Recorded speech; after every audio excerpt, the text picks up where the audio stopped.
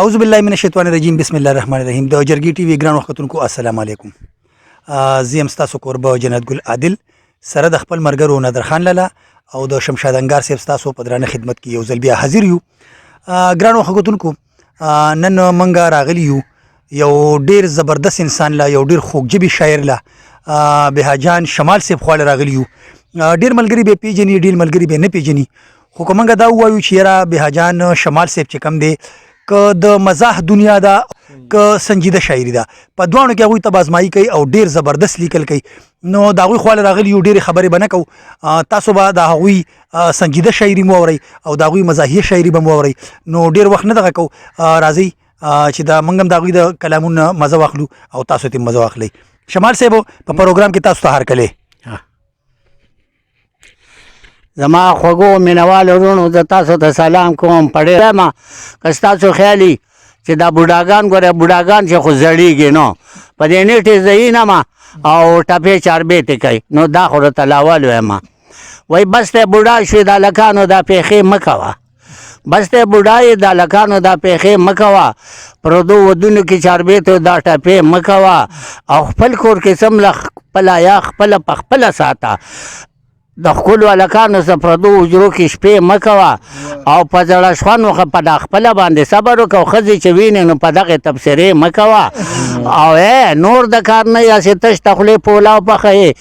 د پردو پیغلو هلکانو ته قصې مه کوه او چې د کپړو مارکېټ ته لاړ چې پشت او سیکڼ ویني چې د کپړو مارکېټ ته لاړ چې پشت او سیکڼ ویني نو بیا په مانځه کې دا د سوخې سجدې مه کوه او چې بل ته وایه نو جان سید شماله ته په خپله څنګه بس د بوډا شي نور سیلونه د کوڅې مه کوه.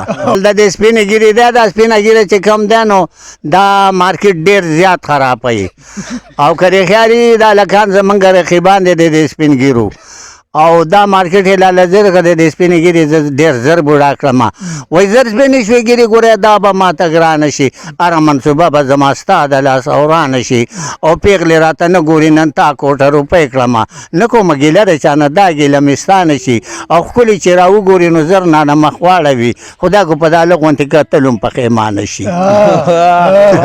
او وایي ځکه خپلې مینې چېرته لار کوڅه کې ولیدمه ما پورې به ټوخې کوي شنه به د خندانه شي او ما ته به دا وایي بېخاجان شماله دا ولې ګیره دې که توره چې سپین ګیری خواله رانه شي.